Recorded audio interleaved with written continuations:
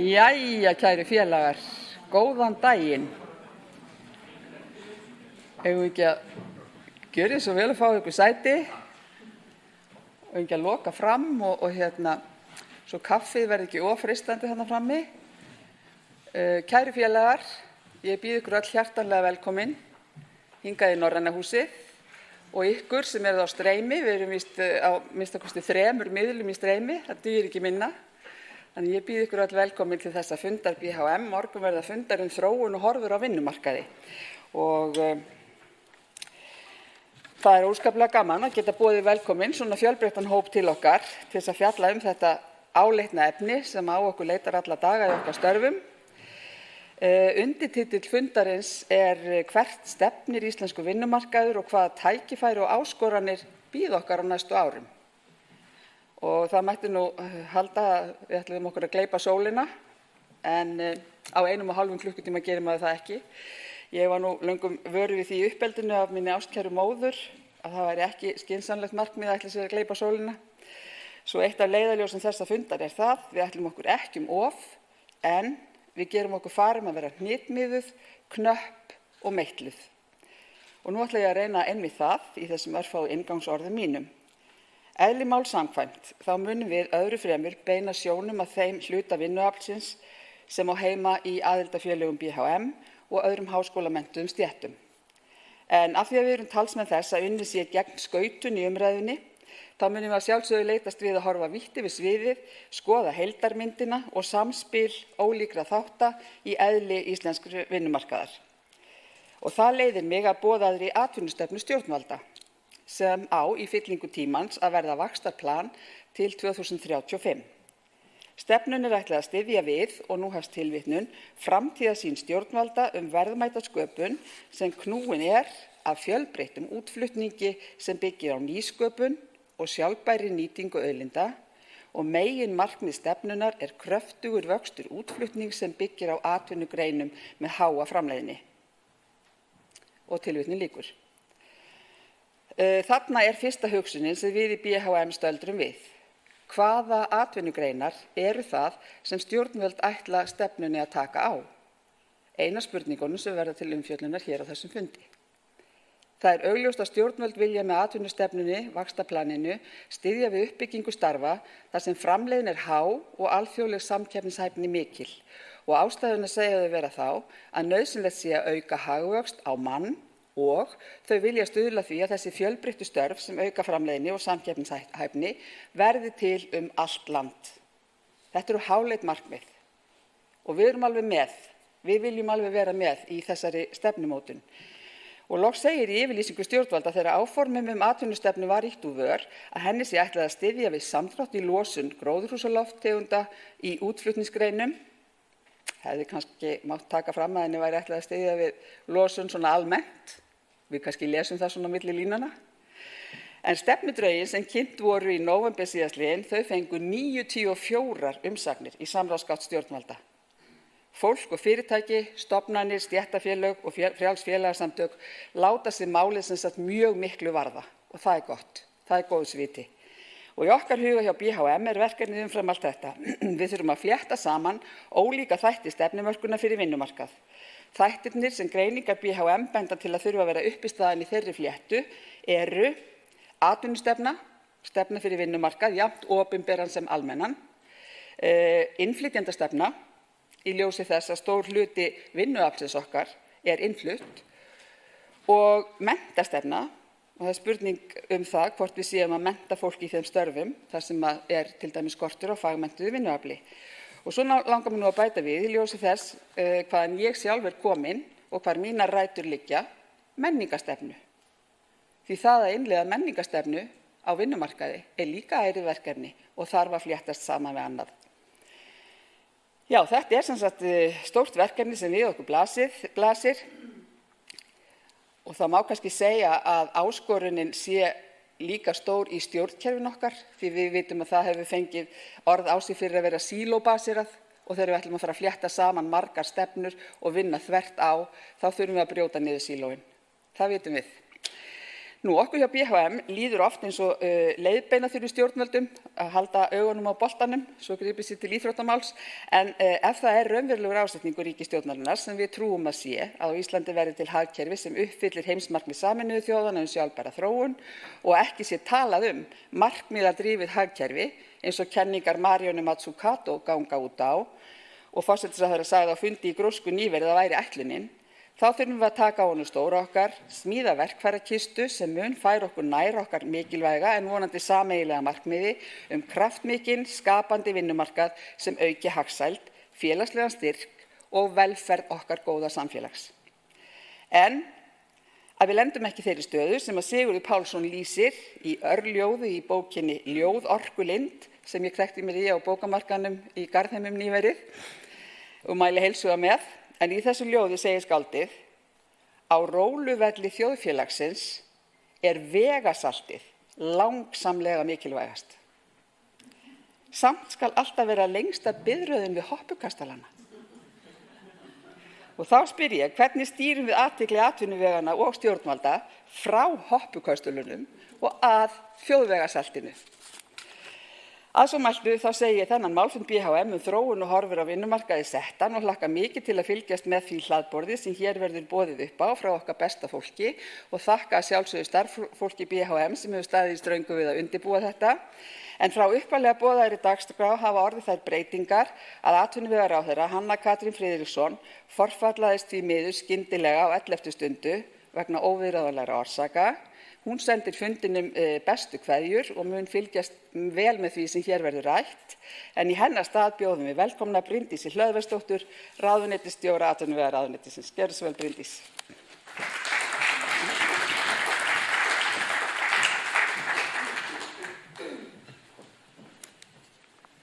Já, komið sæl. Ég vil líka bera ykkur kæra kveðju atvinnuvegaráðherra Hönnu Katrínar Friðriksson sem forfallaðist og hefur beðið mig að hlaupa í skarðið fyrir sig og ávarpa ykkur atvinnustefnu stjórnvalda. Þá vil ég þakka BHM fyrir að bjóða til þessa samtals. Ég held að sé gríðarlega mikilvægt og brýnt að staldra reglulega við og varðandi málefni vinnumarkaðarins, endurmeta stöðuna og skerpa á áherslum og forgangsraða. Í stefnuyfirlýsingu Samfylkingar, Viðreisnar og Flokks fólksins var sett á oddinn að móta atvinnustefnu fyrir Ísland. Hún hugsuð sem vaxtarplan til ársins 2035 og henni ætlað að styðja við framtíðarsýn stjórnvalda öfluga verðmætasköpun. Meginmarkmið stefnunnar eins og Kolbrún dró fram hér í upphafi kröftugur vöxtur útflutning sem byggir á atvinnugreinum með háa framleiðni. Markviss atvinnustefna gerir ríkisstjórninni kleift að samhæfa aðgerðir stjórnvalda gagnvart atvinnulífi og veitir fyrirsjáanleika til fjárfestinga. Ríkisstjórnin hyggst vinna skipulega að þróun nýrra kjölfestuverkefna á landsbyggðinni til að treysta atvinnulíf og byggð land allt.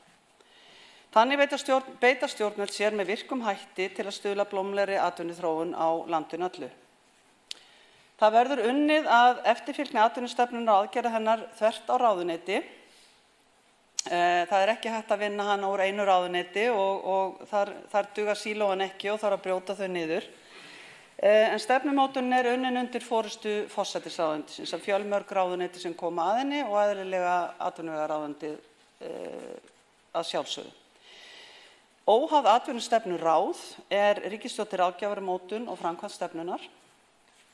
Drög að stefnunni voru kynnt í samráðsgátt í nóvember og á grundvelli þeirra draga og þeirra fjölmörgu umsagna sem hafa komið fram verið að vinna aðgerðaáætlun með skilgreindum aðgerðum sem styðja við áherslu stefnunnar. Og það stefnt að því að stefnan verði endanlega gefin út með aðgerðaáætlun mjög fljótlega. Atvinnumál og þróun vinnumarkaðarins varða lífskjör okkar allra, stöðu Íslands á alþjóðasviðinu og framtíð næstu kynslóða. Á undanförnum árum hefur atvinnuþátttaka hér á landi verið mikil sem og hagvöxtur í alþjóðlegum samanburði eins og við þekkjum, en þróun hagvaxtar á mann var aftur á móti ekki jafn hagfelld, það að segja hagvöxtur á mann var minni en hjá helstu samanburðaríkjum á árunum 2010 til 2024. Þessa þróun má rekja meðal annars til þess að vöxtur hagkerfisins hefur að stórum hluta verið knúinn áfram af mikilli fólksfjölgun. Því fylgja sjálfsögðu tækifæri, en við verðum einnig að horfast í augu við áskoranir sem að því fylgja. Samsetning útflutningsgreina og atvinnulífs á Íslandi hefur tekið miklum breytingum undanfarna áratugi. Því ber að fagna, því fjölbreytt atvinnulíf er lykilatriði fyrir seiglu hagkerfisins. En nýjar atvinnugreinar og vöxtur núverandi greina krefst þess að við sýnum fyrirhyggju. Við verðum að horfa til langs tíma, ekki bara vera í hoppukastalanum. Við verðum að skapa frjóan jarðveg fyrir vöxt nýrra hugmynda og sterka umgjörð atvinnulífið til að stuðla að sjálfbærum vexti þess. Í atvinnustefnunni til 2035 er framtíðarsýnin skýr, verðmætasköpun sem knúin er áfram af fjölbreyttum útflutningi, nýsköpun og sjálfbæri nýtingu auðlinda, þar sem framleiðni er mikil og losunarkrefni lítil. Lagt er upp með að mælikvarðar atvinnustefnunnar verði verglandsframleiðsla á mann, framleiðni vinnuafls, fjölbreytni útflutnings, fjárfesting í rannsóknum og þróun og fjöldi útskrifaðra úr STEM-greinum. Markmiðið snýr þannig að verðmætari störfum frekar en fleiri störfum. Störfum þar sem þekking, tækni og hugvit skila auknum verðmætum á hvern starfsmann. Í atvinnustefnunni er sérstaklega lögð áhersla á að efla stafræna innviði og gera atvinnulífi kleift að nýta gervigreind til aukinnar verðmætasköpunar. Við lifum á tímum þar sem gervigreind og stafrænar lausnir eru ekki lengur einhver jaðarfyrirbæri. Þær eru þvert á móti að vera grunninnviðir hagkerfis okkar. Gervigreind mun ekki hafa aðeins áhrif á einfaldari ferla og störf. Hún mun og er nú þegar farin að hafa mikil áhrif á sérfræðistörf. Hún mun meðal annars hafa áhrif á greiningu, á stefnumótun, lögfræði, heilbrigðisþjónustu, kennslu og rannsóknir, svo eitthvað sé nefnt. Það þýðir að við þurfum að vinna að auknum sveigjanleika og þróun í menntakerfinu okkar og búa okkur undir breytta tíma. Samhliða tæknibreytingum eykst óvissa á alþjóðasviðinu.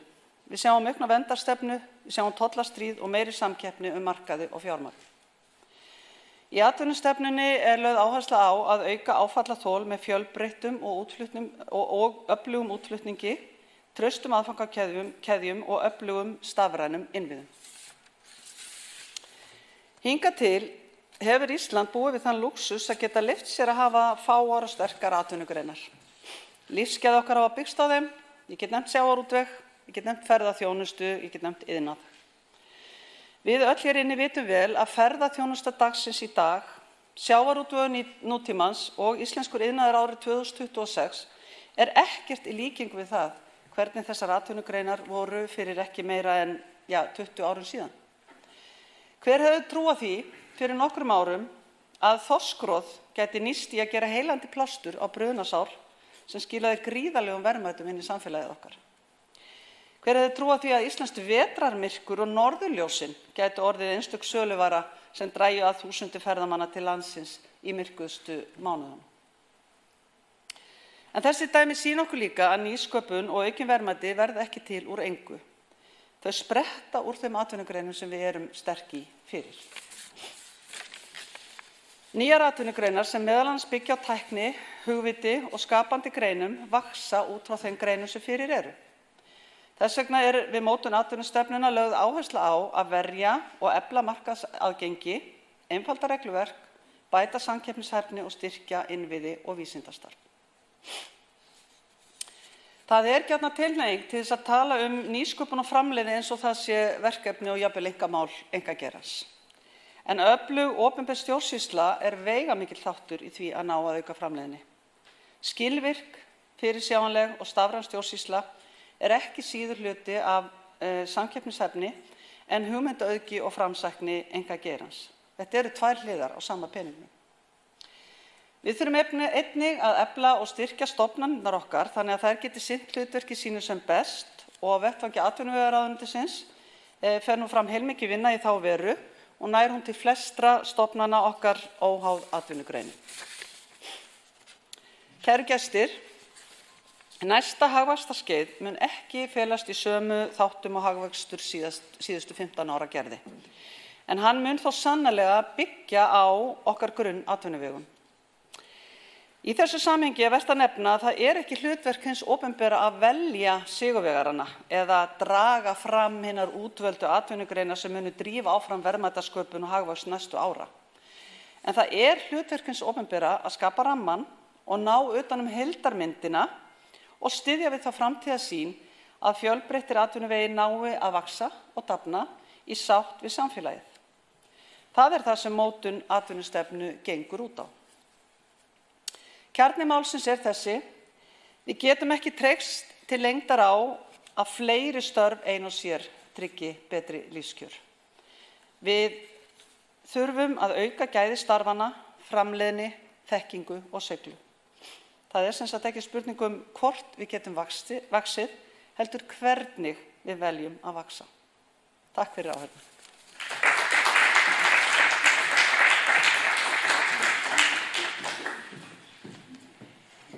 Kærar þakkir, Bryndís. Við erum bjartsýn, við horfum bjartsýn fram á veginn. Ein af grunnstofnunum vinnumarkaðarins Vinnumálastofnun og við höfum kallað hingað til liðs fulltrúa Vinnumálastofnunar, 2 frekar en 1, og það hún Ásta Ásgeirsdóttir sem næst í pontu. Hún deildarstjóri greiningadeildar hjá Vinnumálastofnun og ætlar aðeins að skoða með okkur stöðuna eftir hópum og landsvæðum. Ásta, gjör svo vel.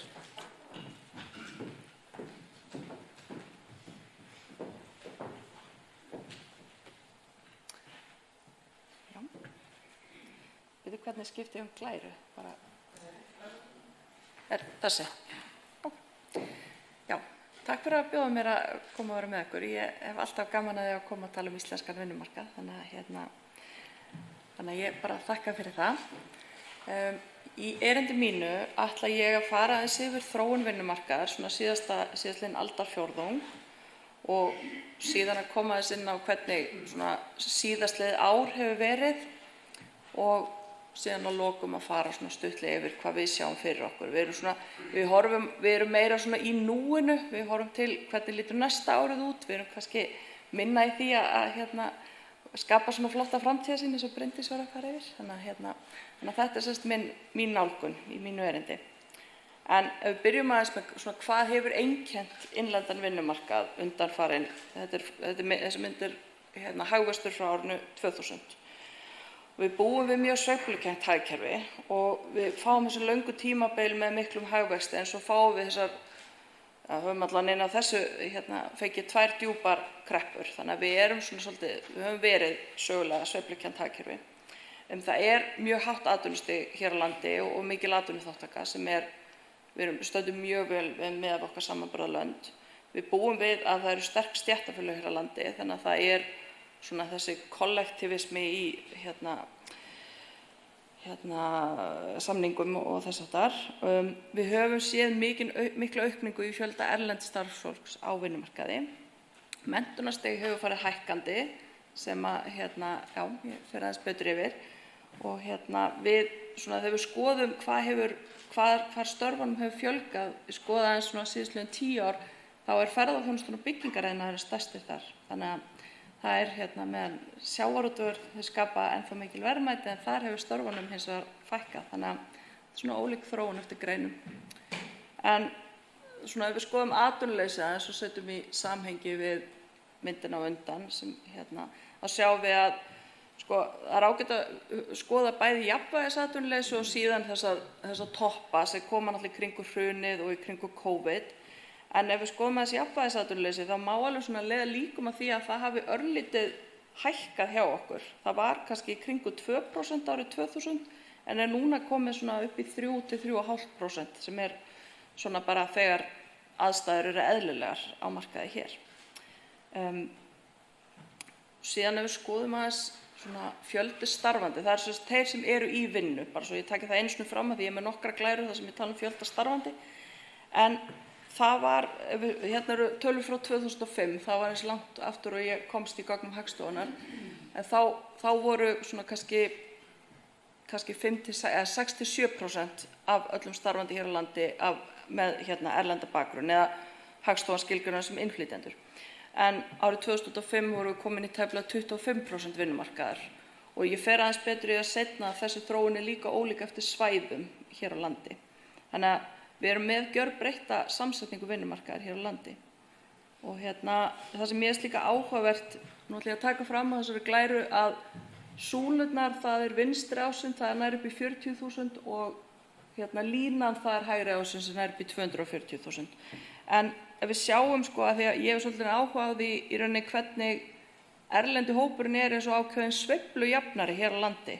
Þannig að sérstaklega erlendi karlmenn sem eru græna súlan, við sjáum þeim fjölga mjög hratt fyrir hrun, en svo í rauninni fækkar þeim og meira en erlendum konum eftir hrun. Þannig að þeir virðast koma í miklu mæli þegar mikla vinnu að hafa, en svo fara þeir í bara meira mæli en konurnar í rauninni bara til annarra landa þegar fækkar störfum.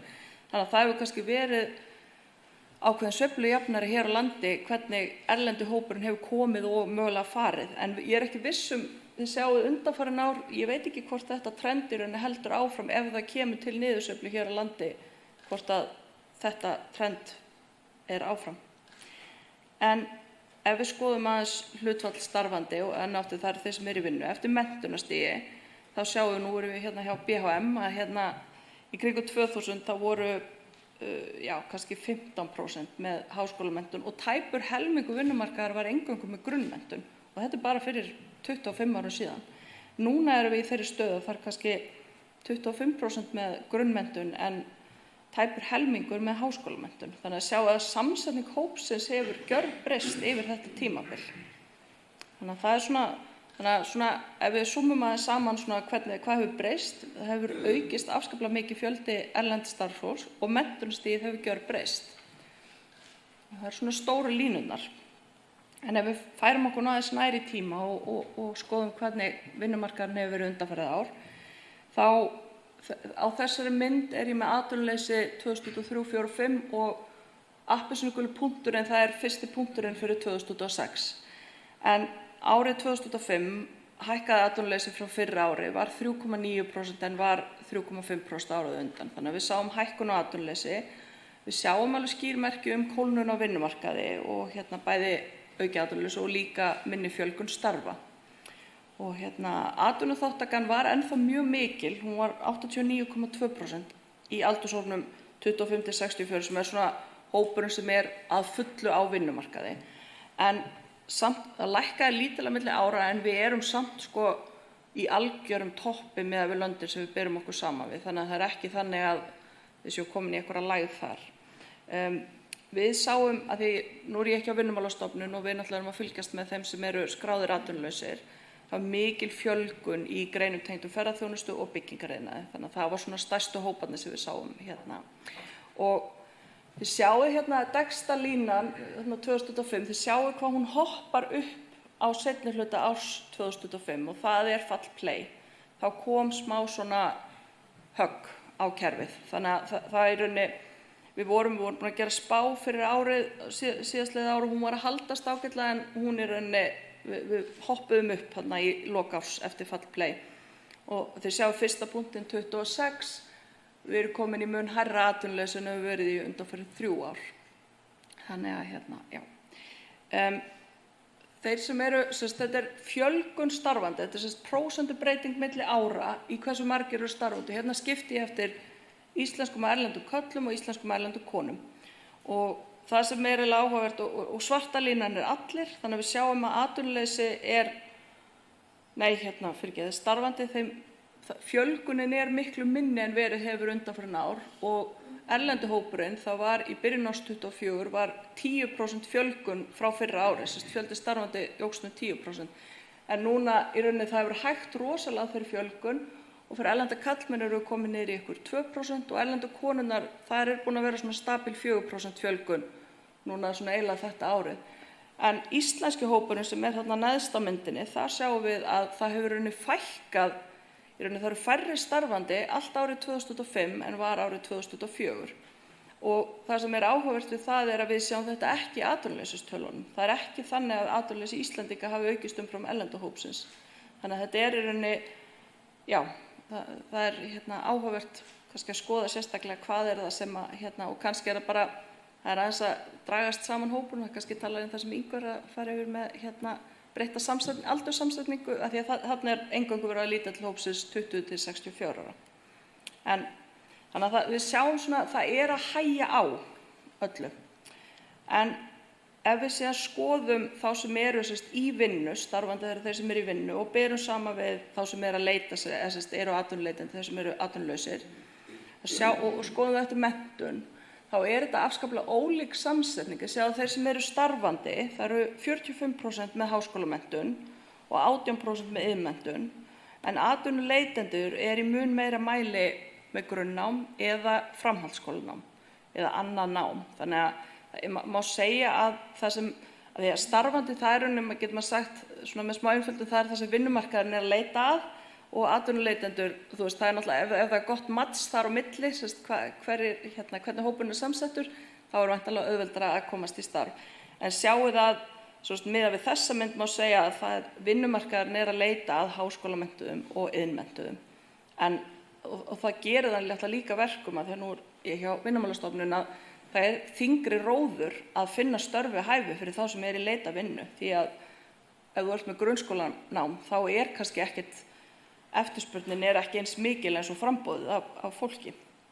En svona ef við köfum aðeins ofan í þennan hóp starfandi eftir bæði íslenskum og erlendum bakgrunni og kyni, þá sjáum við að þetta afskaplega ólíkir hópar. Þannig að íslenskar konur, 62% þeirra sem eru í vinnu eru háskólamenntaðar. Og það náttúrulega kannski stóru kvennastéttirnar, ég meina það heilbrigðisgeirinn og það menntakerfið og félags, fólk í félagslegri þjónustu. Og íslenski karlmenn eru í mun minna mæli háskólamenntaðir en þeir eru í meira mæli iðnmenntaðir. Þannig að það eru þessi tveir svona þættir sem mikil eftirspurn eftir á vinnumarkaði.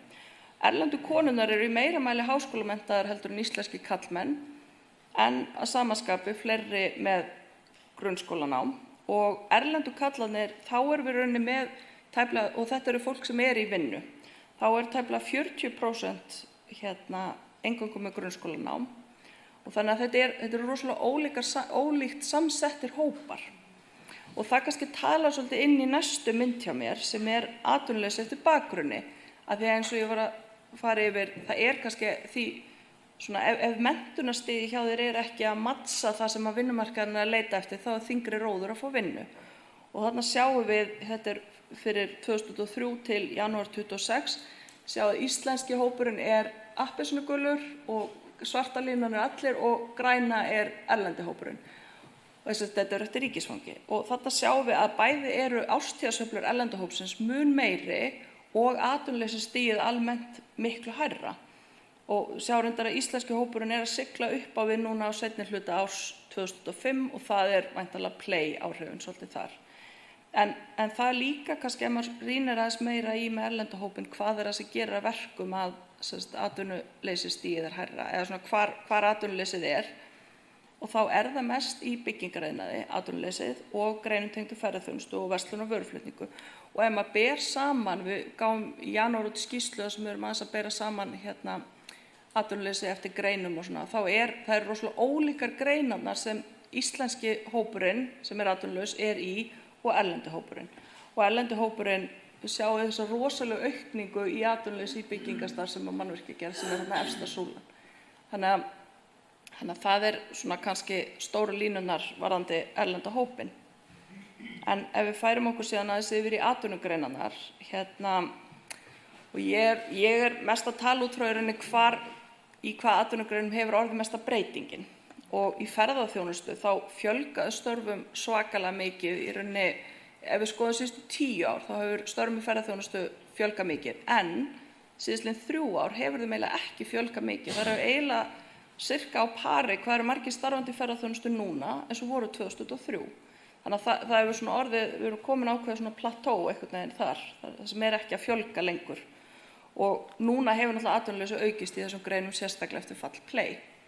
Og byggingariðnaður, það hefur verið mjög mikil fjölgun, bara yfir lengri tíma í byggingariðnaði, og þetta alveg einn af þeim iðnaði sem hefur fjölgað mest í síðastliðin 10 ár. Ég ætla að segja að ferðaþjónusta sirka 14% allra starfandi sem í ferðaþjónustu og 9% í byggingariðnaði. En það hefur hægt mjög á í byggingariðnaði undanfarið ár, en það samt meiri fjölgun starfandi þar heldur en í öðrum greinum. En á sama tíma sjáum við að atvinnuleysi hefur rokið upp í sérstaklega byggingariðnaði. En ef við skoðum aðeins aðrar greinar og bara hvað hefur verið að gerast 2025, ef við erum eingöngu að skoða breytingar milli 24 og 25, það hefur fækkað störfum í tækni- og hugverkaiðnaði á síðastliðnu ári og sama á við iðnaðarframleiðslu. Og það kannski bara í rauninni þetta að það aðeins að hægja á í hagkerfinu. Í sjávarútvegi hefur fækkun starfa verið viðvarandi í mjög mörg ár. Og það rauninni, þannig að verðmætasköpunin hún byggist á vinnu færri og færri handa. Og það kannski einmitt þessi tækniþróun og það að þú ert meira kannski með sérfræðinga að störfum í staðinn fyrir áður þurftir mjög margar hendur. Í opinberri stjórnsýslu, fræðslu og heilbrigðis- og félagsþjónustu þá fjölgaði störfum umfram aðra greinar en eingöngu lítillega og þessi flokkur risastór. Það sirka 30% vinnumarkaðar í þessum, telst til þessar atvinnugreinarflokkunar. Og þar atvinnuleysi mjög lágt. Þannig að það alveg jöfn og föst eftirspurn eftir þessum hópi. En ef við skoðum aðeins atvinnuleysi eftir greinum, og þarna tek ég árið 2004 og 2005, þá sjá þessi tveir stærstu þættir sem verslun og vöruflutningar og opinber þjónusta, þeir mjög háir en þetta líka mjög fjölmennar atvinnugreinar. Þannig að hlutfallslegt atvinnuleysi í þessum greinum lágt og lítil breyting milli ára. En eins og að skoðum þriðju súluna sem byggingastarfsemi, þá sjáum við hvað atvinnuleysi tekur mikið stökk á milli ára 24 og 5 og sama á við í rauninni ferðaþjónustan, hún kemur inn á mismunandi greinar, þú ert með gistiþjónustu, þú ert með veitingaþjónustu, þetta tengist inn í margar greinar og þar hefur atvinnuleysi líka aukist. Og ferðaþjónusta ýmis, það bara play alveg þar. Þannig að við sjáum þetta það sem við sjáum til skemmri tíma. En ef við skoðum stöðuna eftir landsvæðum, þá fyrsta súlan hann í horninu, það landið allt og það sjáum við að atvinnuleysi hefur vissulega aukist aðeins. En það sem eiginlega mest áhugavert þarna eru Suðurnesin. Það sem við sjáum að atvinnuleysi hefur hækkað verulega á hverju ári, núna síðastliðin 3 ár. Þannig að nú erum við komin upp í 7% atvinnuleysi fyrir árið sem heild á því svæði. Og á öðrum svæðum, eins og við skoðum Vesturlandið og Norðurland og Vestfirðina og Austurland, þá eiginlega engin breyting í atvinnuleysi milli ára. Þannig að þegar við tölum hækkandi atvinnuleysi, það svolítið svæðaskipt. Það ekki sama sem í gangi alls staðar. Og málega segja þau svæði sem atvinnuleysi hefur aukist, sem höfuðborgarsvæðið, sérstaklega Suðurnesin og síðan Suðurlandið. Þetta eru svæðin þar sem að ferðamála'iðnaðurinn mjög stór og byggingariðnaðurinn líka. Þannig að þetta þau svæði þar sem kannski við finnum þessa niðursveiflu núna. Og atvinnuleysi karla og kvenna, atvinnuleysi karla meira en kvenna. Þannig að það breyting frá síðasta ári. Á síðasta ári var talan svipuð og enn og aftur Suðurnesin náttúrulega toppa listan. En ef við skoðum síðan aðeins því ég fór yfir í byrjun í rauninni þessa breytta samsetningu starfandi hér á landi, að nú 25% eða tæp 25% með erlendan bakgrunn, þá sjáum við að Suðurnesin enn og aftur skerast algjörlega úr. Þar voru núna á árið 2005 37% starfandi með erlendan bakgrunn. Og ef við skoðum kalla, seinni myndin sýnir kalla og konur, það 40% af starfandi karlmönnum á Suðurnesum af erlendum uppruna. Þannig að þetta rosalega mikil breyting á undanförnum árum. Þannig að þið sjáu það sem ég svolítið að reyna að koma inn á þessi að það ekki, ef maður tekur meðaltalegu landi allt, það alls konar undirhópar sem það eru mismunandi þróun í gangi hjá þeim. En að lokum ætla ég aðeins að fara yfir okkar spá fyrir komandi ár. Við sjáum bara merki kólnun í hagkerfinu og við sjáum ekkert sem bendir til þess að það sé alveg að slútta núna. Og við erum að gera ráð fyrir að atvinnuleysi verði eða fari yfir 5% á næstu mánuðum. Nú skrifa ég á næsta árs, en þetta á að vera á þessu ári, ég biðst afsökunar á því. En þið sjáu, þetta spáin okkar fyrir árið 2006. Þið sjáu strax að fyrsti punkturinn þá vorum við of bjartsýn. Við héldum að við værum svartsýn með 4,7%, en rauntalan 4,9%. Og ég teka fram að því að voru að koma nýjar tölur frá Hagstofunni í gær að aðferðafræðin hjá Vinnumálastofnun hjá Hagstofunni ólík. Þannig að við erum í raun að vinna með skráð atvinnuleysi. Þannig að þess vegna að því að kom tölur í gær með 7,1% atvinnuleysi en það í rauninni byggt á annarri aðferðafræði.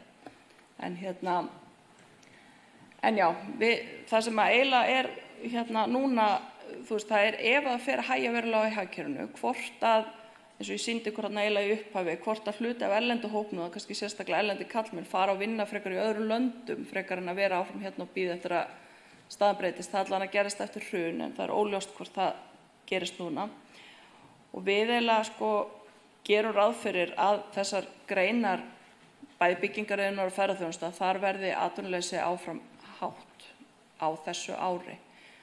Og já, þannig að þetta svona okkar sýn, þannig að þá bara þakka ég fyrir.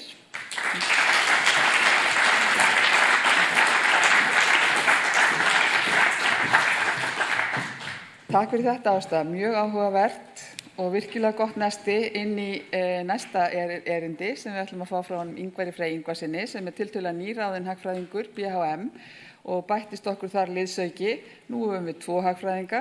Ingvar vinnur náið með henni Sigrúnu Brynjarsdóttur sem hefur líka lagt hönd á plóg í þessu erindi en Ingvar ætlar að fjalla um það hver vinnur hvar og á hvaða forsendum. Gjörðu svo vel, Ingvar.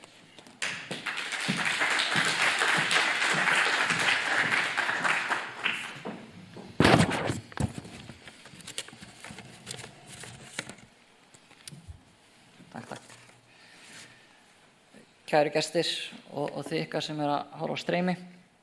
Ég ætla að horfa lengra fram á veginn. Ég ætla að fara yfir framtíðarhorfur á vinnumarkaði. Ég ætla að fara yfir líffræði, hvernig aldursársýningar að breytast og fleira. Og kannski þessu 3 drifkröftum sem að endurmóta vinnumarkaðinn. Það er að segja tæknin og líffræðin og framleiðni og hvað við getum gert núna.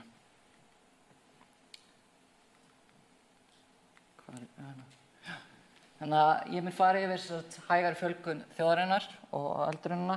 Ég mun fara yfir hverju mæta á vaktina og komast inn á það sem Ásta var að nefna með hvað við þurfum, hvernig vinnuafl við þurfum. Og síðan sem tala kannski inn í atvinnustefnuna sem var líka komið inn á í erindinu, hvernig við höldum uppi framleiðni og svo aðgerðir og hlutverk BHM. Og ef við byrjum á hægari fjölgun og öldrun, við sjáum mynd þar sem að sýnir spá Sameinuðu þjóðanna til 2070.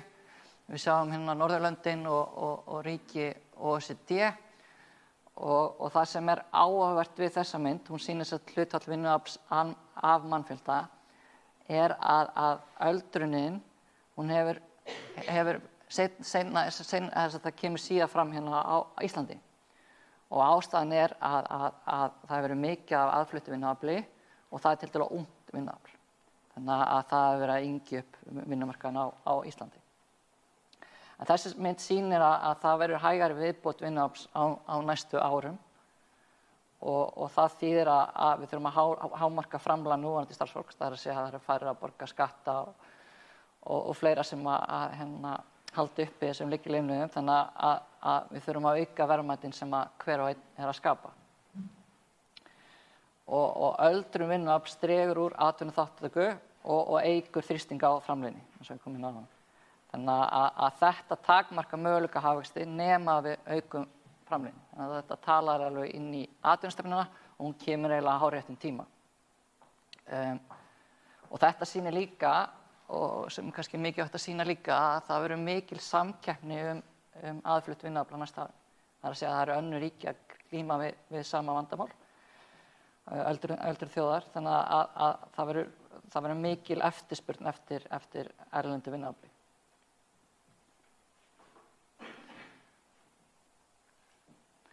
Hérna sjáum við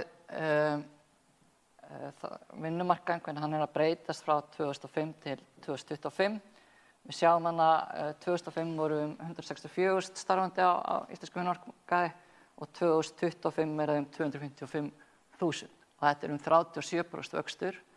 En það sem áhugavert að skoða hvað það sem að keyra þennan vöxt og við sjáum það að hlutfall innflytjenda af þessum vexti 73% og hlutfall Íslendinga um 27%. Og þessi mynd sýnir kannski betur hvað innflytjendur gegna mikilvægu hlutverki á íslensku vinnumarkaði og eins og Ásta kom inn á það séu sveiflujafnandi. Við sjáum að þegar það mikil eftirspurn eftir vinnuafli þá kemur aukningin frá innflytjendum og síðan í samdrætti minni eftirspurn þá minnkar hún meira þar. Og þetta helst í hendur við hagvöxtinn, það að segja að meiri umsvif í hagkerfinu kallar á meiri eftirspurn eftir vinnuafli meðan minni umsvif kallar á minni eftirspurn. Þannig að þetta helst allt í hendur. Og hagvöxtur það í rauninni bara sýnir virði þess sem að landið að framleiða af vöru og þjónustu hverju sinni, breytingun á því. Hérna sjáum við sviðsmyndir byggðar á sölureynslu. Fyrsta sviðsmyndin sýnir uppsveiflu og það þýðir þá mikil aðflutning vinnuafls. Við sjáum það á tímabilinu 2016, 2017, 2022, 2023 til dæmis í uppsveiflunni að þá erlent vinnuafl að vaxa 10% á meðan að innlenda vinnuafli að vaxa 2%. Þannig að það þýðir þá mikil aðflutning vinnuafls. Í miðjunni sjáum við sviðsmynd hóflega þróun. Þá erum við með eðlilegt ástand án mikils aðflutnings og þarna sjáum við að innlenda vinnuafli að vaxa 1% cirka og erlenda 1-3% sem þá sambarlegt tímabil 2011-2015 og 2024 og 2025. Þriðja sviðsmyndin sem sýnir dæmi stöðnun, þar sem að það mjög lítil breyting eða jafnvel neikvæð breyting og svo kannski núna og þá innlenda vinnuafli að vaxa 0% cirka og erlenda pluss mínus 1% eða jafnvel neikvæður vöxtur. Og þetta getur verið eins og 2009, 2010 og 2019 og 2020. Og þetta sýnir bara að það ekki raunhæft að vera vöxtur án erlends vinnuafls. Þannig að það mikið hægt að koma inn á það. Þannig að af þessu getur dregið ályktun að innflytjendur hafa verið lykilforsenda vaxtar á vinnumarkaði síðustu ár og í ljósi öldrunar og takmarkaðrar innlendrar fjölgunar mun hægara innflytjendaflæði leiða til hraðari aukningu skorts og álags á þjónustukerfinu. Þannig að segja að við þurfum á sérfræðingum, erlendum sérfræðingum að halda. Þannig að án aðgerða mun framboð vinnuafls ekki halda í við þörf hagkerfisins. Og þá spurningin, hver mætir á vaktina þegar það öldrun þjóðarinnar og við sjáum hérna, ef við skoðum bara innlenda vinnuaflið, að þetta sýnir aldurssamsetninguna og við sjáum hérna bláa súlan sýnir þeir sem eru eldri en 55 ára hjá innlenda vinnuaflinu og þá fara hann úr 80% af fjöldastarfandi 2005 í 25% af fjöldastarfandi 2025. Og þetta talar inn í það sem að Ásta nefndi að þó svo að fjöldastarfandi fyrir fækkandi á meðan innlenda vinnuaflsins, þá erum við ekki að sjá aukningu í atvinnuleysi. Það bara vegna þess að innlenda vinnuaflið að eldast og það koma færri árgangar inn á vinnumarkaði. En það sem ótrúlega áherslu að skoða erlenda vinnuaflið og við sjáum að þetta tiltölulega ungt. Ungt fólk sem koma hingað til lands. Það bara breytist nánast ekkert aldurssamsetningin frá 2005 til 2025. Það eru kringum 90% sem eru yngri en 55 ára. Og ef við skoðum síðan líffræðilega þróun og skoðum misspá Hagstofunnar, og það sem áhugavert í þessu samhengi að skoða hvernig Hagstofan að spá fyrir aldurssamsetningu til 2074 og þá sjáum við að þeir sem eru eldri en 80 ára, þeir fara úr 4% 2026 í 12% 2074. Og það sem líka áhugavert að skoða þannig að þeir sem eru aldrinum 0-19 að þeir fara þannig úr 23% 2026 í 15% 2074. Þannig að þessi mynd hjá okkur að breytast, vinnumarkaðurinn, aldurssamsetningin og þetta að breytast allt saman mjög hratt. Og þetta kannski bara svipuð mynd og Ásta var að koma inn á, að það ólík fjölgun á vinnumarkaði í ólíkum geirum, ef við skoðum bara íslenska bakgrunn og síðan innflytjendur, að innflytjendur hafa verið að bera meginþunga vaxtar í vinnuaflsfrekum greinum, á meðan þeir sem eru með íslenska bakgrunn hafa verið að fara meiri í sérfræðistörf. Hjá hinu opinbera til dæmis fræðslustarfsemi og heilbrigðis- og félagsþjónustu. Þannig að þetta bara ólík samsetning. Og háskólamenntun að fjölga hraðast eins og að koma inn á, og við skoðum bara vaxtarhraðan, langtíma vaxtarhraða, og þá sjáum við að háskólamenntun meðal kvenna og karla, hún að aukast hratt þannig frá tímabilinu 2005 til 2025. En það sem áhugavert að skoða þarna til dæmis að vöxturinn hjá háskólamenntuðum konum, við sjáum að hann hraðastur, á meðan að grunnmenntun hjá konum að dragast saman. Þannig að þetta svona ólík mynd af kynunum. Og hérna sjáum við hlutfall háskólamenntaðra eftir kyni, og hlutfall kvenna með háskólamenntun hærra en hjá körlum. Og svo hlutfall háskólamenntaðra heild, við sjáum það 2005 fer hann úr 26% og í 2025 í 42%. Þannig að ef samantekið, til að sýna taka þetta allt saman sem við erum búin að fara inn á, að það þýðir þetta að háskólamenntun að fjölga hratt, og þetta kemur inn á að við þurfum sérhæfðara vinnuafl, það meiri þörf eftir því, þannig að meira eftirspurn eftir því.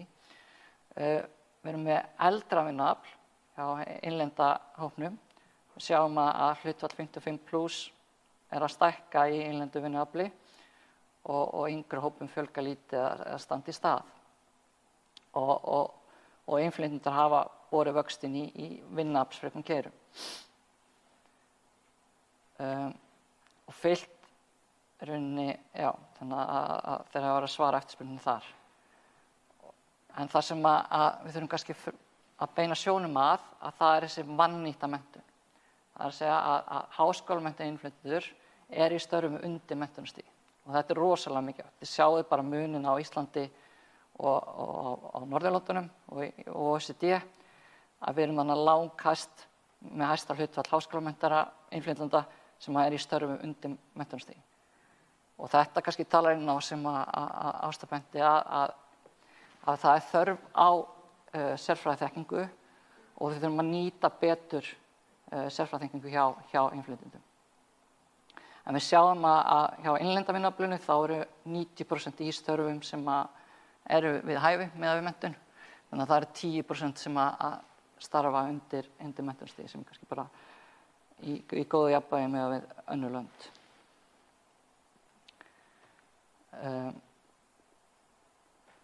Að þessi fjölgun, gríðarlega mikla fjölgun, og fjölgunin hefur náttúrulega verið í ólíkum geirum, að hún leitt til þess að álag mikið álag á menntunar og heilbrigðiskerfið. Við sjáum þannig að stuðningsþörf fyrir börn í leikskólum, hún hefur vaxið hratt, og í grunnskólum, það þarna hlutfallið sem þurfa stuðning, það á vinstra ás. Og síðan sjáum við á hægra ás sýnir fjölda sjúkrahúsrými á hverja 100.000 íbúa, og það hefur verið að fækka á sama tíma. Þannig að innviðirnir okkar hafa verið að dragast saman á sama tíma og þörfin eykst. Þannig að samfélagið hefur verið að vaxa gífurlega hratt, og það hefur vöxtur og fólksfjölgun og fleira, en innviðir okkar hafa ekki verið að vaxa í takt. Og þá stóra spurningin, að því að við höfum þá færri hendur á vinnumarkaði, að þá þurfum við að auka verðmætasköpun. Það eru færri að borga í skatta, þannig að við þurfum að auka verðmætin sem hver og einn að framleiða til að bregðast við því, til að auka seiglu opinberra fjármála. Og hvernig höldum við uppi framleiðni? og tækni og gervigreind, hún getur komið sem stuðningur. Það er að segja að gervigreind getur lett undir álagi og lengt starfsævina. Hún getur aukið gæði og hraða í þjónustukerfum og styðið færni uppfærslu og minnka fjarlægðir á milli kynslóða. Þannig að aldra vinnuafl og hæg fjölgun þýðir bara meiri framleiðniþörf. Þannig að atvinnustefna stjórnvalda að koma á hárréttum tíma og hún skiptir gríðarlega miklu máli núna. Það sem að hagvöxtur mun síður byggja á fjölgun fólks á næstu árum og framleiðniaukningin fer að verða lykilþáttur í samfélaginu. Og rétt innlæging á gervigreind, hún getur aukið minnka brotthvarf á vinnumarkaði og aukið seiglu í opinberra kerfa. Þannig að hvað hægt að gera og sjáum að það sem að þjóðin að eldast, að þá þurfum við að fjárfesta í færni þeirra sem eldri eru. Við þurfum að draga úr aldursfordómum. Við þurfum að koma betur í allar þessar tæknibreytingar sem eiga sér stað. Við þurfum að vera með sveigjanlegar námsleiðir og starfsráðgjöf og við þurfum að skapa hvata fyrir rétta innleiðingu gervigreindar. Af því að allar greinar og allar rannsóknir núna sýna að innleiðingin, það er að segja hvernig fyrirtæki og stofnanir innleiða gervigreindar, hún skiptir gríðarlega miklu máli ef við höfum að ná fram þessum framleiðni auka sem að hún kemur til með að skapa.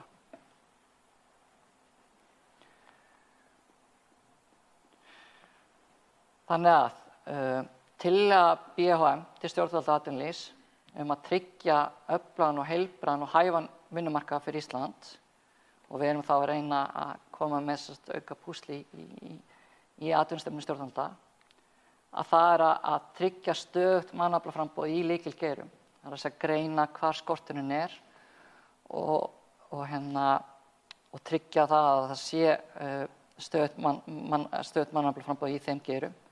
Við þurfum að hafa huga að efla vinnuvernd og árangursríka endurkomu, af því að þegar við höfum færa fólk á vinnumarkaði, þá skiptir gríðarlega miklu máli að halda í þá sem að fyrir eru.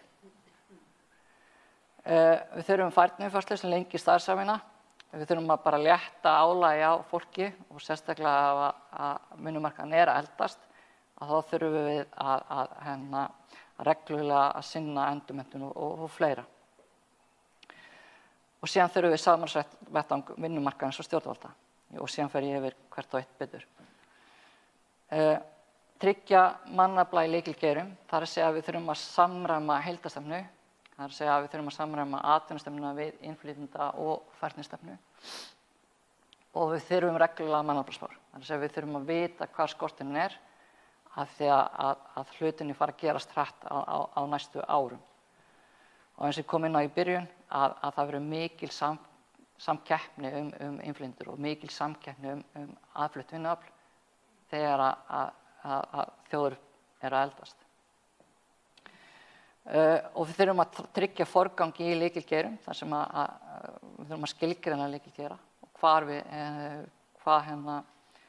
hverju þeir eru og þannig nefnum við heilbrigði, menntun, byggingariðn og velferð og fylgjast með stöðumála þar reglulega. Við þurfum færniuppfærslu sem lengir starfsævina, við þurfum markvissa færniuppfærslu, við þurfum að gera okkur grein fyrir hvaða kunnáttu fólk þarf, þannig að það taki endurmenntun við hæfi. Það sé að taka réttu námskeiðin sem að koma inn á tæknibreytingar og fleira. Og við þurfum sérstaklega námsleiðir í skortgreinum í samstarfi við háskóla og stofnanir, þannig að við getum getum tekið betur á móti til með innflytjendum og komið betur í þessi sérfræðistörf. Þið sáuð að við erum alls ekki að nýta færni og þekkingu innflytjenda. Og síðan að lokum á þessa glæri þá þurfum við að endurmenntun sem lengi starfsævina.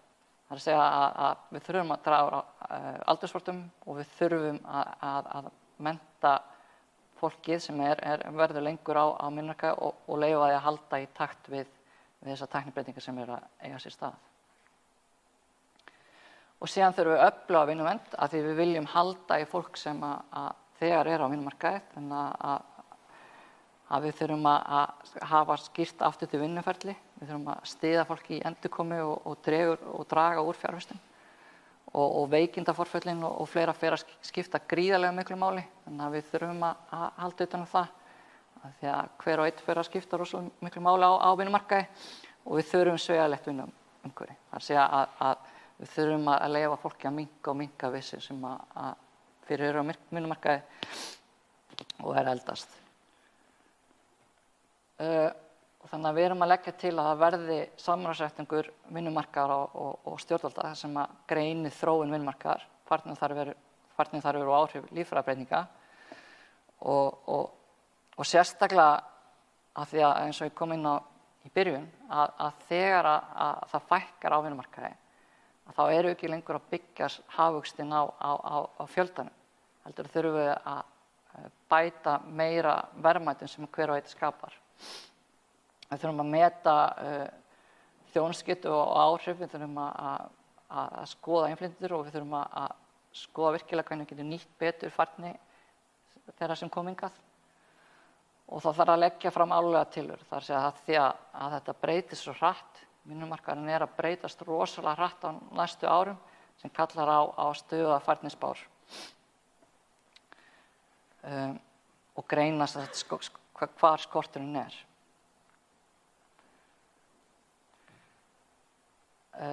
Þannig að samantekið þurfum við að tryggja að Ísland hafi nægt, hæft og heilbrigt vinnuafl með því að sameina innflytjendastefnu, færni uppfærslu, vinnuvernd og mannauðsstefnu í einu samræmdu átaki.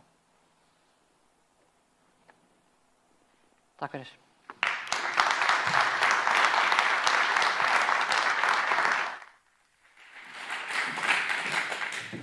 Kæri þakki fyrir þetta, Ingvar. Jæja, góði gestir og kæru félagar sem eruð að horfa á okkur á netinu. Við völdum þetta fundarform sem er afar knappt, þannig að þess vegna höfum við í sjálfu sér ekki leyft svona spurningar að loknum erindunum. En nú tökum við hálftíma samtal það sem hér hefur verið fært fram og ég ætla að bjóða velkomin hingað í pallborð hana Unni sem er forstöðumaður Vinnumálastofnunar, forstjóri Vinnumálastofnunar, Unnu Sverrisdóttir, gjörðu svo vel Unnur, og síðan Karen Vignisdóttir sem er aðalhagfræðingur Seðlabankans. Það er mjög mikilvægt fyrir okkur að fá sjónarhól Seðlabankans inn í þetta samtal. Og svo er það Páll Ásgeir Guðmundsson sem er framkvæmdastjóri starfsþróunarseturs BHM.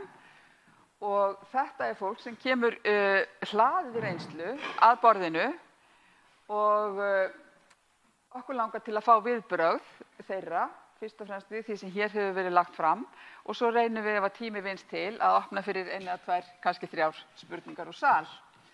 En mér finnst svolítið freistandi, Karin, að byrja á þér og spyrja, er Seðlabankinn nægilega meðvitaður þessa þróun þegar þið rýnið vinnumarkaðinn? Eru þið með allar þessar breytur til staðar og er þá ráðgjöf ykkar til stjórnvalda á þeim nótum sem kannski við erum að kalla eftir? Hvað segirðu?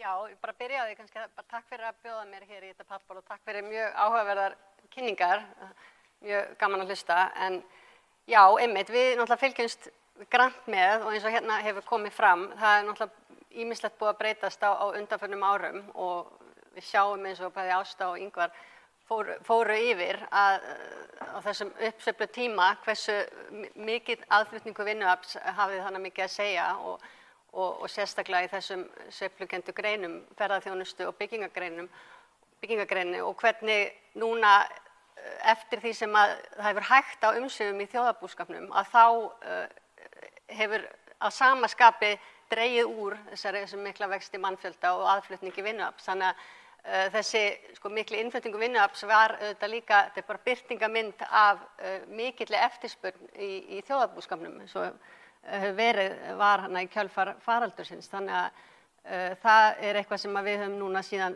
fjallað mikið hversu hratt og mikið hefur núna dregið úr spennu á vinnumarkaði og við höfum fjallað þessa ólíku mælikvarða, við sjáum atvinnuleysi eins og Ásta fór yfir, hefur þokast upp og sérstaklega þá einmitt í þessum greinum og þessar greinar náttúrulega þar leiðandi líka eru svo næmar fyrir fyrir sveiflum í umsvifum í þjóðarbúskapnum. Svo sjáum við líka hlutfall lausra starfa af fjölda atvinnulausra hefur gefið mikið eftir. Í könnunum sem við skoðum vel á stöðu og horfu fyrirtækja, þá kemur líka fram og sérstaklega var afgerandi niðurstöður í síðustu könnun frá Gallup sem var framkvæmd í lok síðasta árs að fyrirtæki hafi dregið verulega úr ráðningaráformum sínum. Þannig að þau hlutfall þeirra sem segjast ætla að fjölga versus að fækka hefur lækkað skart og tengdist á líka eflaust fall í play og ýmsum skellum í útflutningsatvinnugreinum undanfarið.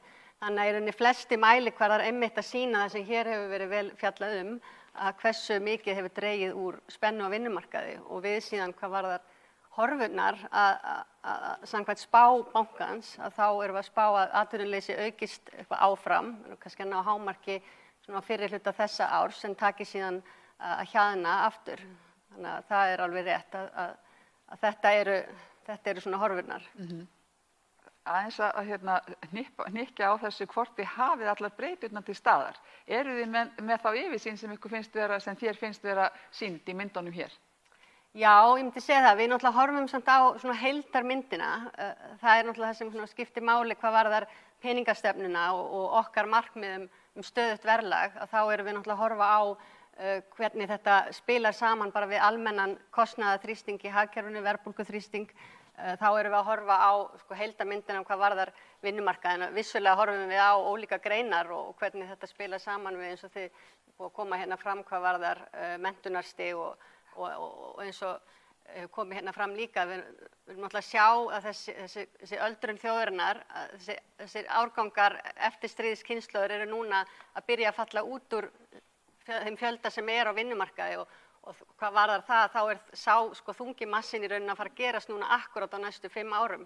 Þannig að það er alveg rétt að við munum áfram hvað varðar vaxtarþörfina þurfa aðflutt vinnuafl og þar kemur náttúrulega inn sem við getum kannski rætt betur mikilvægi framleiðni vaxtar og samkeppnishæfni þjóðarinnar.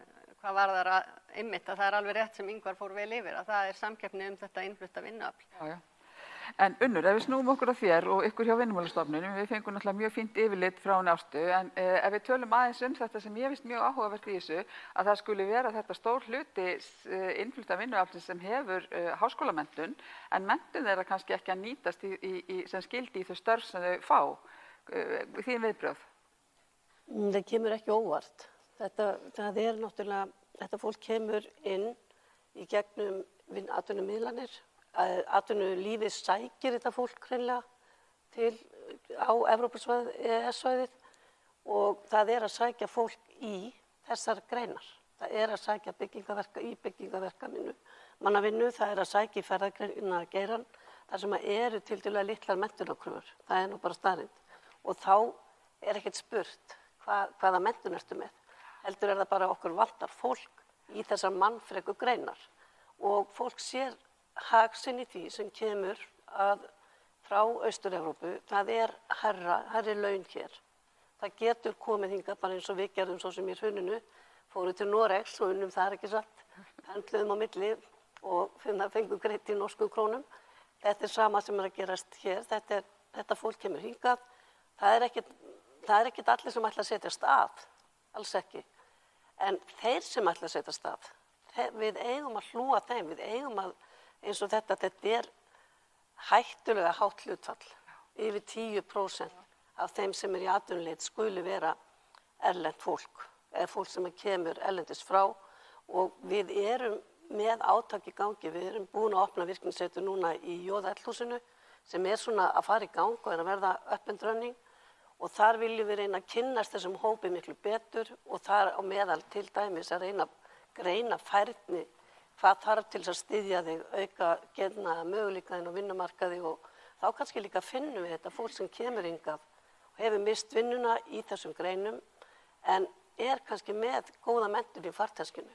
Því að það er líka annað sem mér finnst mjög athyglisvert og það er það sem ég var að skima yfir erindið hans Ingvars í gær. Það er þessi ofsalega aukni þrýstingur á opinbera þjónustu.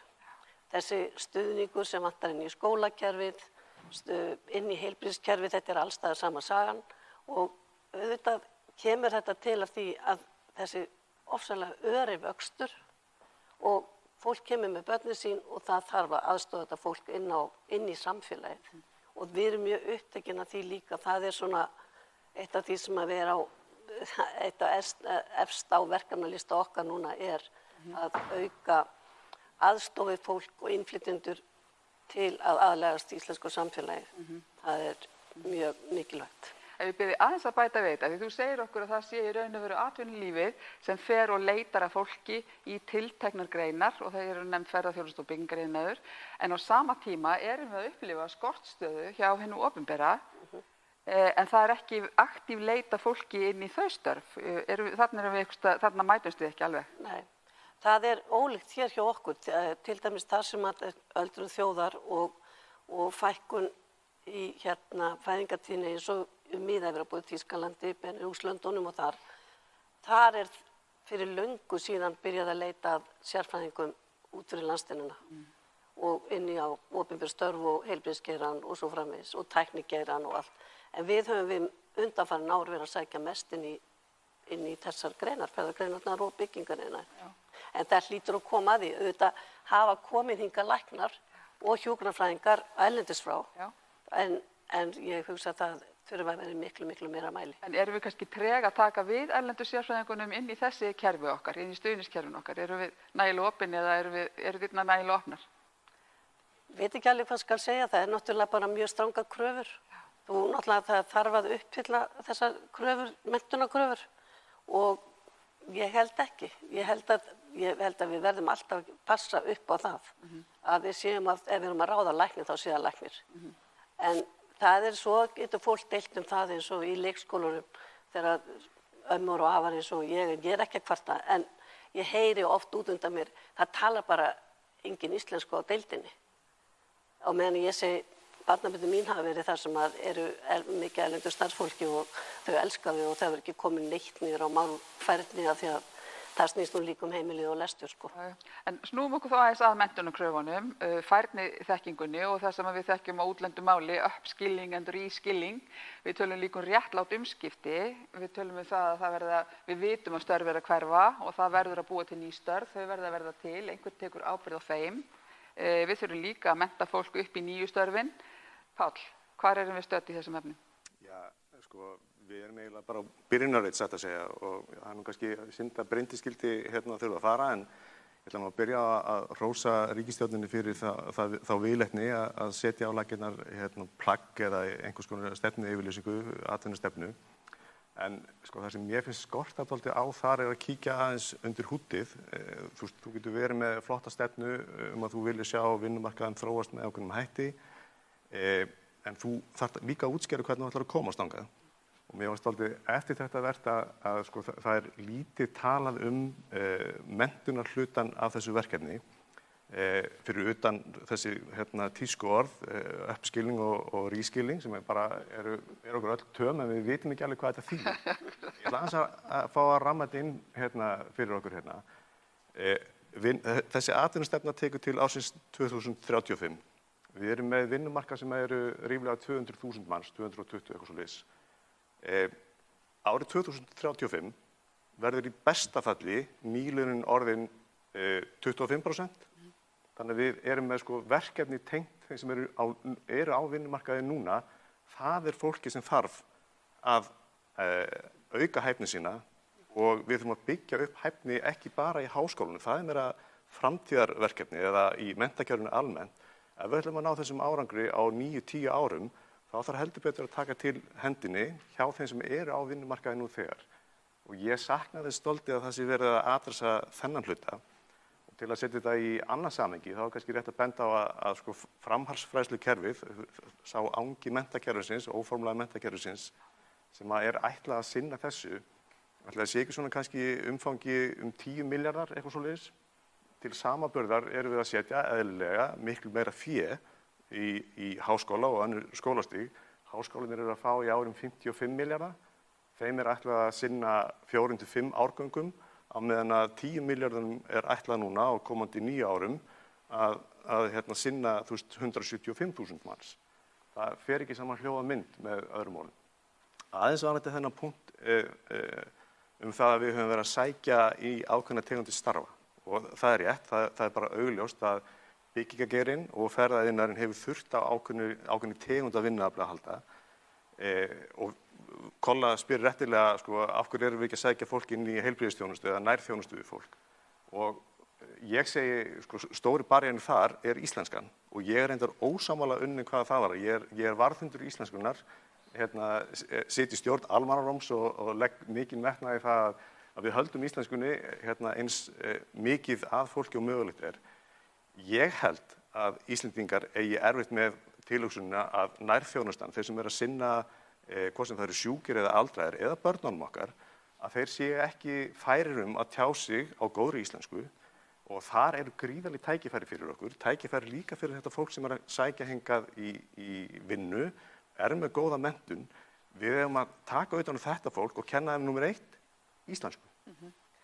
Mér finnst þetta mjög fínt og vill bregðast við að sjálfsögðu, en ég er líka bara aðeins benda á það að við erum að tala ríkisfjármálin á sama tíma og við erum að ræða þessi vandamál vinnumarkaðarins og fjármögnun okkar heilbrigðiskerfis, menntakerfis og menningarkerfis sem að hangir algjörlega á spýtunni. En Unnur, yfir til þín. Já, það sem ég átti kannski frekar við, það er þessi krafa fullkomna íslensku. Ég er alls ekki að draga úr því að auðvitað ætlar ekki að vera með fólk bæði kennslu í grunni eða leikskóla sem að tala enga íslensku. En að vera að setja út af það þá hún sé bjöguð og eða ekki sem sagt, það ég hlakka á mig langar og allt þetta sem hafa barið inn í okkar kynslóð, ég held að það sé nú undanhaldi meira að segja hjá okkar barnabörnum. En ég var nú eiginlega frekar að tala það. Við erum, það er stærstu og mesta námskeiðunum sem við erum með fyrir fólk af erlendu bergi, það eru íslensku námskeiðin. Og við erum með skylduvirkni á það líka. En sko við tölum það að það vanti fjármuni inn í sí- og endurmenntun og það er alveg, við finnum það að eldur brennur þar hjá okkur, hvað okkur varðar. En á það að vera endilega alfarið á hendi hins opinbera að fjármagna það. Við erum með sjóði stéttarfélagana sem er að reyna að fjármagna meira veikumætti kannski, heldur en við getum ekki, við önnum í sjálfu sér ekki alveg eftirspurninni í þeim efnum. Hvað getum við gert til þess að atvinnulífið sem að þarf á þess að halda, menntuðu starfsfólki, uppskilning og rískilning, taki líka kannski hluta þeirri ábyrgð? Er atvinnulífið þannig að almenni markaðurinn kannski að taka nægilega mikið af þessari ábyrgð? Nei, alls ekki og það á því stéttarfélögin líka, svo ég segi það nú hreint út og þessi 10 milljarðar sem ég nefndi hérna áðan, þeim er oft ekki vel varið, bara svo það sé sagt. Það skortir yfirsýn, það skortir stefnu. Og ég myndi vilja að stjórnvöld, þó sem ég segi ekki á því að það eigi að vera einhver forræðishyggja í þessum málum, en það vantar einhvers konar leiðarljós frá stjórnvöldum hvað þetta varðar. Stjórnvöld þurfa með atvinnustefnuna að segja já, við ætlum að fara hingað varðandi vinnumarkað og efnahagslíf og við ætlum að biðja ykkur kæru vinir að vera með ykkur liði og það vantar þessa hæfni. Hvernig getur þið hjálpað okkur að koma henni á framfæri eða öllu heldur íta fólki í réttar áttir þegar kemur að endurmenntun og nýtingu þessara sjóða. Þetta er fullt af peningum og ég held við getum gert betur því að nýta þessa fjármuni betur. En ég bara vek aftur athygli á því, af því að þetta er rammað inn með þessum hætti, að við erum með atvinnustefnu sem nær til 9 eða 10 ára og hún er metnaðarfull. Ef þú segir A, það verður að segja B og uppistaðan af því fólki sem á að bera upp þessa breytingu er nú þegar á vinnumarkaði og þá þarf ríkisvaldi líka að horfa til þess. Mér langar aðeins að beina þessu pínu til þín, Karen. Seðlabankinn er óneitanlega einn af þeim ráðgjöfum sem að stjórnvöld horfa til og atvinnulífið horfir til. Ef þú aðeins horfir fram á veginn og út frá því sem hefur komið hérna fram, hafið þið öll tækin í ykkar verkfærakistu til að veita þá ráðgjöf sem að vinnumarkaðurinn greinilega þarf á að halda, bæði opinber og almennur? Já, ég tel það nú svo vera, en mér kan líka kannski bara beina sjónum að framleiðni umræðinni. Nú er einmitt búið að koma fram að það er ekki hægt að treysta á að það verði fjölgun á bara vinnandi höndum og sérstaklega hvað var það innlent vinnuafl, þannig að það þarf að huga að bara verðmæta sköpun á hvern einstakling. Þannig að þar er bara framleiðni þróunin svo mikilvæg og við vitum framleiðni þróun á Íslandi hefur verið sveiflukend en hefur hægt á framleiðnivexti verulega á undanförnum árum, bara í takt við það sem hefur verið að gerast erlendis. Þannig að, og þegar framleiðnivöxtur er hægur, þá hefur það náttúrulega líka bara áhrif á jafnvægisvöxt hagkerfisins. Þannig að það þarf í rauninni kannski bara mjög lítinn aukin eftirspurnaþrýsting til þegar framleiðslugetan er þá minni fyrir vikið og til þess að skapa þá ofhitnun og þar af leiðandi verðbólguþrýsting.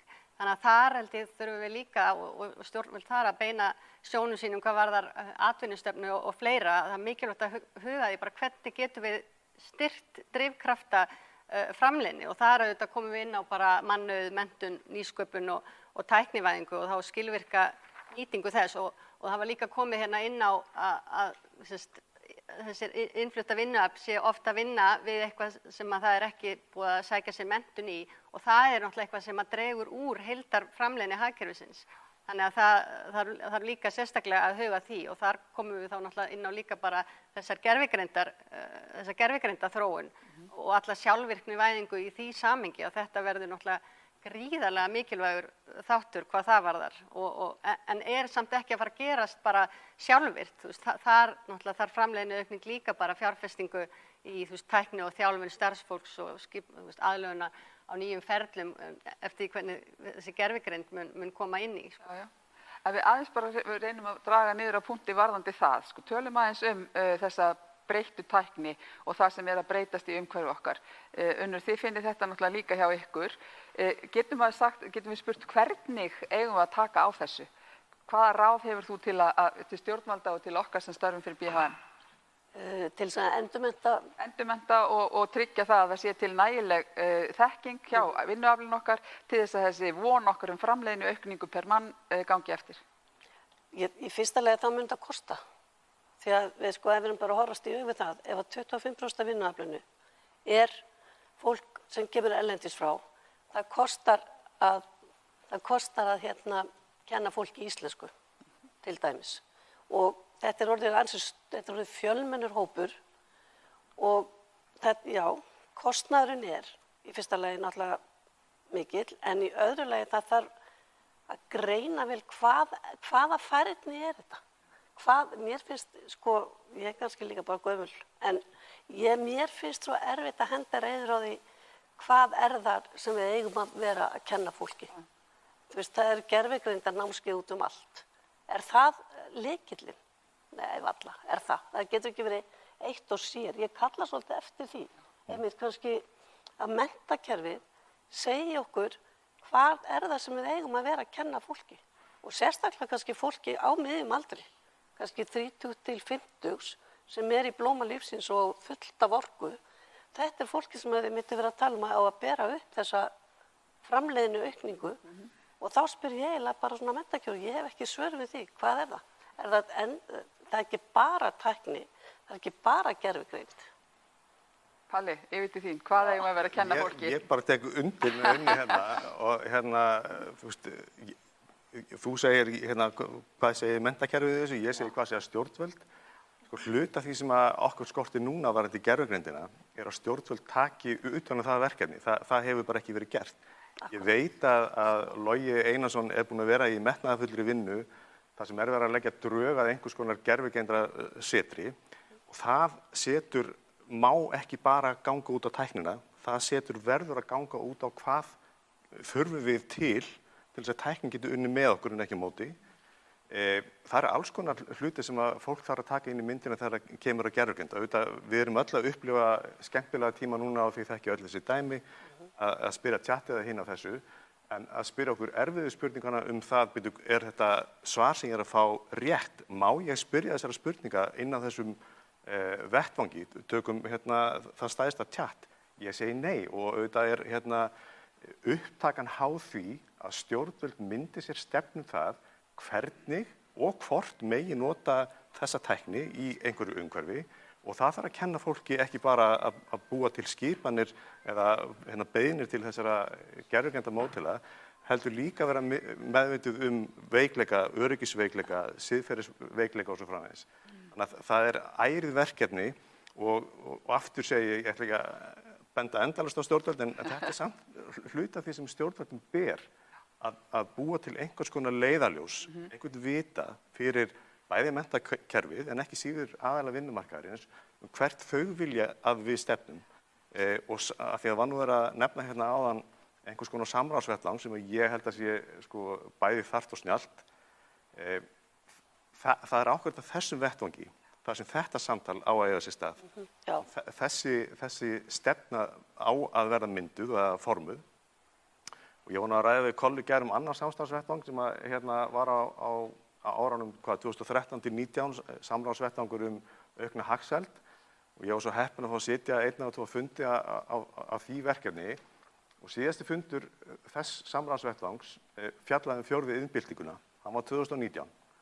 Og ég hvet ykkur til þess að googla, því ég hafi gaman að sjá hvernig klárt fólk var búið að leggja upp framtíðarsýnina fyrir 4. iðnbyltinguna, þar með talið hvernig gervigreind myndi þróast. Þau gætu ekki hafa haft meira rangt fyrir sér og það eru 7 ár síðan. Þess vegna þarf að vera samráðsvettvangur sem ekki tímabundinn. Þetta þarf bara að vera verkefni sem er alltaf í gangi. Þetta samtal þarf alltaf að eiga sér stað, því öðruvísi getur íslenskt samfélag, vinnumarkaður, ekki brugðist við með tímalegum hætti. Mér langar aðeins að nefna þetta samráðsvettvanginn hérna með aukna hagsæld, sem er mjög áhugaverður vettvangur sem að dó, skilst mér. Hann hefur allavega ekki komið saman mjög lengi, en það er annar vettvangur sem var búinn til örlítið seinna, sem var þjóðhagsráð, sem okkur hefur svona aðilum vinnumarkaðarins kannski ekki endilega fundist nægilega dýnamískur til þess að taka á þeim málum sem þarf að taka á. Þannig að stjórnvöld eiga greinilega í pínum erfiðleikum með að flétta saman þessar stefnur sem að Ingvar er að benda á í sínu erindi, að sé algjör lífsnauðsyn til þess að við náum einhvern veginn að spá með réttum hætti fyrir þörfina og hvernig við ætlum að nálgast lausnirnar. Þannig að samráðsvettvangur, já, flétta saman stefnur, já, brjóta niður sílóin, já, erum við á réttri leið ef að BHM færi ráðaunur? Það ekki bara. En það skal allavega, sko, verður líka að horfast yfir það. Það er alltaf svo mikið talað tækni og gervigreind og þetta og leysolmál. En ef maður skoðar til dæmis svona hérna kannanir og spár erlendis frá, þá með ekki gleyma þeim atvinnugreinum sem krefst mannlegra samskipta. Og þar er náttúrulega BHM með sína félagsmenn. Það eru kennarar, það eru hjúkrunarfræðingar og það eru læknar og svo framvegis, verkfræðingar og allt þetta. Sko, listgreinar, þær eru alveg í 4., 5. sæti, kreatíft fólk, skilur. Það er nefna þær unnum. Nei, þetta er svo ofur áhersla að við verðum að tæknivæða og tæknimennta fólkið, en við erum að sjá þrýstingin á hið opinbera að það vantar fólk í mannlega þáttinn, stuðning, kennslu, sjúkraliðun, hjúkrunarfræði og svo framvegis. Þetta fer ekki neitt. Þetta eru greinar sem allir spá að munu vera aukin þörf. Við sáum það á teikningunum frá henni Ástu, þar sem var verið að tala bílstjóra eða flutninga og eitthvað svona alls konar svona hluti sem ferðaþjónustan hefur krafist, sem auðvitað þörf á í þeirri tegund ferðaþjónustu sem við höfum verið að bjóða upp á. En við sem komum úr menningageiranum höfum svona verið að reyna að ýta fólki áfram í því að gera meira úr þeim atvinnutækifærum vítt og breitt landið sem byggja á menntun í menningu og listum. Og þar eru skapandi greinar í raun og veru allar tilbúnar, en það hefur ekki verið, hvorki atvinnulífið eða stjórnvöld hafi ekki verið að búa til þessi störf, þar sem við teljum þó að við höfum fólk sem hefur menntað sig í þessum geirum og gæti gert annars konar ferðaþjónustu, kannski verðmætari ferðaþjónustu, ef að tækifæri myndi opnast. Hvað segir þið þetta? Viljið þið bregðast í þessu? Erum við að búa til réttu störfin eða erum við á okkur villigötu þar? Palli?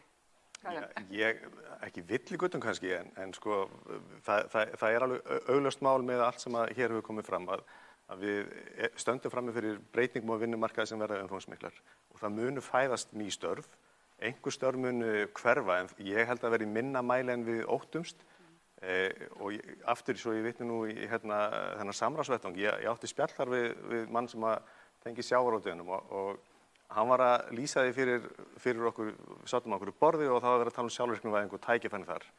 Og hann segir nánast, sko, við erum löngu búin að þessu í sjávarútveginu, við erum búin að sjálfvirknivæða alla vinnslulínunar okkar, það eru miklu færri hendur sem að vinna það.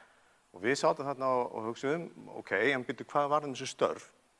Og hann var með svar við því, þau störf, þau fluttust til Marel. Marel var til við sjálfvirknivæðingu sjávarútvegsins. Þar eru til verðmæt störf, eða verðmætari störf, sérfræði kunnátta sem þurfti til að byggja þessar vélar sem gerðu þá sjávarútveginum kleift að auka sjálfvirknivæðingu. Og það sama muni auðvitað gerast á vinnumarkaði þegar kemur að innleiðingu gervigreindar. Það verður ekki þannig að störf hverfi bara og önnur myndist ekki, en til þess að þeir sem að missa störf eða eigi megi erfiðleikum með að ná í störf, þess að þau geti fundið sér rétt svæði eða fundið störf á nýju sviði, þá þarf að endurmennta, það þarf að hjálpa þeim. Þannig að ég almennt frekar bjartsýnn og til að svara spurningunni, ég get ekki svara spurningunni hvort við séum að búa til rétt störf, það bara kemur í ljós down the line, en ég held að sé rétt hjá þér að við getum örugglega gert betur þegar kemur að menningartengdum störfum og ferðaðinin. Það er alveg örugt. Ég held að segja, kæri gestir, á en ég hleypið að Karen, ég hljópa á mig á þann að því að við erum nefnilega við erum með ákveðin takmörk varðandi hljóð, við erum ekki með hljóðnema í salnum, þannig að það verða því miður ekki, er það nokkuð, Pála? Nú, já, það er.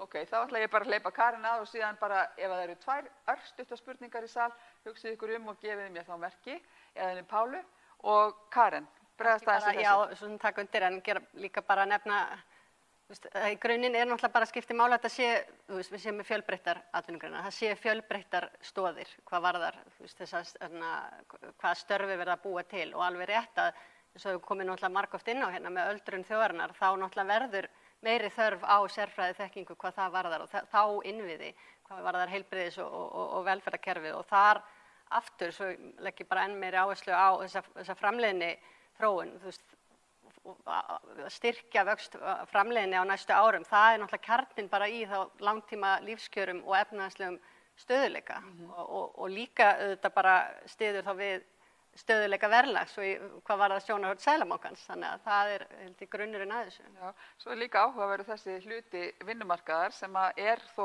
eldra fólk sem þarf gríðarlega mikið á því að halda að fá endurmenntun eða þjálfun inn í ný störf eða breytt störf og að það verði þá ekki eitthvað stigma í kringum það. Það þarf að vera eftirsóknarvert og það þarf að vera jákvætt og það þarf að vera gaman. Þannig að ég held að þar höfum við líka verk að vinna, bara svona félagslega hjá þessum hópi. Svo ekki, það hafa náttúrulega vísbendingar að fólk sé að vinna lengur, atvinnuþátttaka eldra fólks hefur verið að aukast, þannig að það hefur náttúrulega vegið á móti líka. Við erum að vera hraustari, lengra fram eftir aldri sem betur fer. En erum við með spurningu sal? Pála, það er hönd á lofti. Gjörðu svolítið kynni ykkur og örstuð spurning. Halló. Já, komið sæl, Rósa Björk Brynjarsdóttir heiti ég. Þakka kærlega fyrir þennan fund, frábær fundur, mikið af punktum hér sem eru mjög nauðsynlegir inn í þessa umræðu. Mér langar bara að spyrja að einu, þetta er ekki léttra spurning en samt.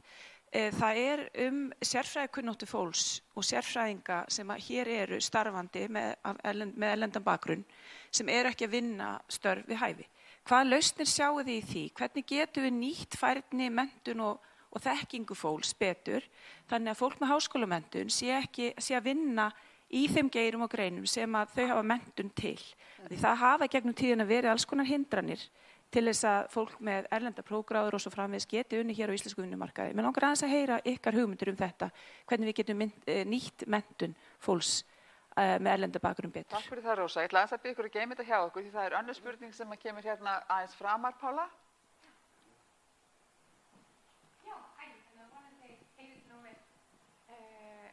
Já, ég heiti Caitlin Parsons og einmitt þetta var akkurat þetta sem ég langaði að spyrja vegna þess að ég er íslenskukennari við háskólan og ég sé einmitt að mjög margir nemendur hjá mér eru með sérfræði menntun, með háskólagráðu í STEM-greinum og brennur fyrir því að geta starfið bara sem verkfræðingur, sem hjúkrunarfræðingur, sem læknir.